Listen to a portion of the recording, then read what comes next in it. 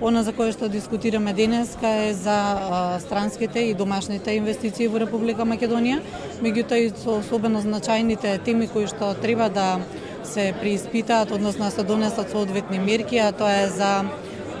оние забелешки кои што ги имаше всушност и Европската комисија во делот на структурните реформи, а тоа е брзата промена на законите, регулирањето на неформалниот сектор во Република Македонија, консултирање со сите засегнати страни што се однесува во регулацијата на легислативата и така натаму, и доста работи, особено пристапот до финансии за малите и средните предпријатија, кои што сметаме дека нормално Република Македонија може да ги достигне и кои што се зацртани цели, меѓутоа и не би требало да бидат пречка,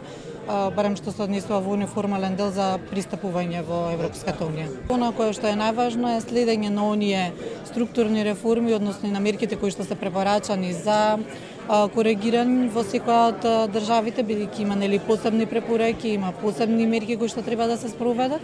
Тоа би бил клучот за конечно интегрирање на Република Македонија, како и останатите земји од Западен Балкан во Европската унија и нормално во тој европски единствен пазар.